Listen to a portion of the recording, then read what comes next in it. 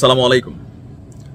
আজকে সারা দিন যাবত যে দৃশ্যপট আমরা দেখেছি সেই দৃশ্যপট দেখার পর একটা জিনিস তো ক্লিয়ার যে জুলাই সনদের 5 নাম্বার যেই খসড়া সংশোধনী আসছে, কিন্তু এটাতে সবাই সন্তুষ্ট না।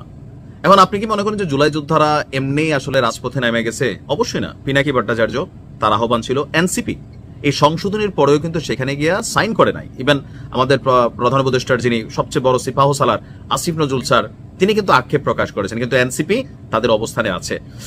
তো আগামীকালকে আজকে যে জুলাই যোদ্ধাদের উপর কিছু ঘটনা ঘটছে, এখন এই ঘটনাগুলো কি পুরোটাই ধরেন পুলিশের দোষ? অবশ্যই না ভাই। আমি সবসময় বলি পুলিশের কাজ কি? নিরাপত্তা দেওয়া।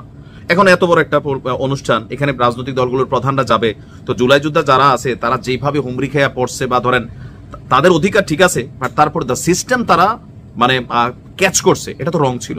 তো পুলিশ সেখানে লাঠিচার্জ করছে, কারো হয়তো যে আলাদা হাত পা লাগাইছিল, কারো হাত খুলে গেছে, দৃশ্যগুলো আমরা দেখছি প্যাথেটিক। বাট পুলিশের কাজই হচ্ছে শৃঙ্খলা মেনটেন করা।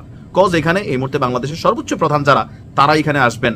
সো এখানে কোনো ধরনের অনভিপ্রেত ঘটনা অথবা একটা বিশৃঙ্খলা, এটা কিন্তু কোনোভাবেই কাম্য না। সো পুলিশ তাদের ডিউটি পালন করছে। হ্যাঁ, করতে গিয়ে হয়তো দুই একটা জায়গায় একটু অতিরিক্ত হয়েছে, কিন্তু এখন এটা নিয়ে আগামীকালকে যে ঘোষণা আসছে, এটাও কি ঠিক হচ্ছে? এই ডক্টর ইউনূসের সরকারের সিদ্ধান্তগুলো ওনার যারা সোলজার্স আছেন বা সিপাহীরা আছেন, তারাই যদি এভাবে প্রত্যেকটা ক্ষেত্রে বাধা তৈরি করে, তাহলে তো ঝামেলা। এখন ঘটনা কি?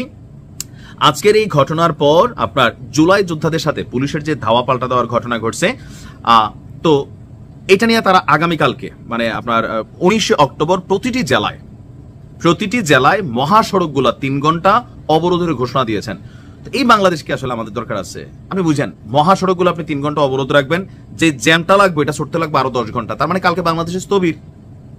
তারা যে পুলিশের গাড়ি ভাঙচুর করছে, পুলিশের খাবার লুট করছে, এটাও কি ঠিক হয়েছে? এটা তো ঠিক হয় না বাবা। পুলিশের গাড়ি কেটে তো রাষ্ট্রীয় সম্পদ, তো পুলিশের গাড়ি ভাঙবেন, পুলিশের খাবার নিয়ে যাবেন, তো পুলিশ রিয়াকশন দিবে না? দিবে। আপনারা তো কিছুটা অন্যায় করছেন। দাবি হইতে পারে প্লেকার্ড করা, আপনারা কালো ব্যাজ ধারণ করতে পারতেন, অথবা ওই প্রোগ্রামের আশেপাশে সুশৃঙ্খল ভাবে যারা আসতেছে প্রধান উপদেষ্টা থেকে শুরু করে তাদের সামনে আপনাদের ফেস্টুন ব্যানার এগুলো আপনারা শো আপ করতে পারতেন।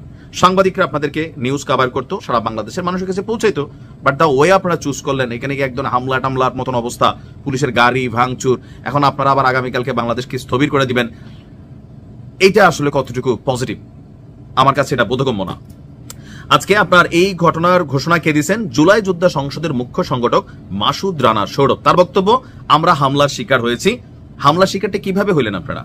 আপনাদের কি যাইয়া শান্ত একটা অবস্থান ছিল যে সেইখানে আপনাদেরকে পুলিশ লাঠিচার্জ করছে?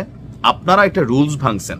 আচ্ছা, এরপর তার বক্তব্য হচ্ছে, আমাদের উপর হামলার প্রতিবাদে এবং আমাদের 3 দফা দাবি এই সরকারের আমলে বাস্তবায়নের লক্ষ্যে আগামীকাল মানে রোববার দুপুর 2টা থেকে 5টা পর্যন্ত প্রত্যেক জেলা শহরের মহাসড়ক অবরোধ কর্মসূচি হবে।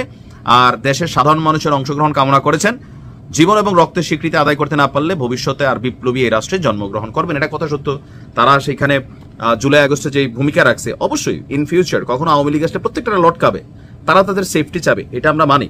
বাট এই সেফটিটা দেওয়ার দায়িত্বের জন্যই তো আপনারা ডক্টর ইউনূসের সরকারকে বসাইছেন, সব রাজনৈতিক দল ওনাকে সমর্থন দিচ্ছেন। এখন এই যে জাতীয় ঐকমত্য কমিশন হলো, আলী রিয়াজ সাহেব বিদেশ থেকে এসে মোটামুটি টাকা বেতন নিচ্ছেন, তো কেন এটা তুললো না? এটাতে বাধা দিল কে? এটা থেকে বিএনপি বাধা দিছে না জামাত বাধা দিছে? কেউ তো দেয় নাই। তাহলে কেন এই জিনিসগুলো হয় নাই? এটাতে জুলাই যোদ্ধাদের মনে সন্দেহ তৈরি হয়েছে যে না, এটা তো তলে তলে অন্য কোনো কাহিনী আছে। সো আমার মনে হয় এই প্রত্যেক শহরে রাস্তা অবরোধ করা, সারাটা দিন বাংলাদেশ অচল করে দেওয়ার কোনো মানে হয় না।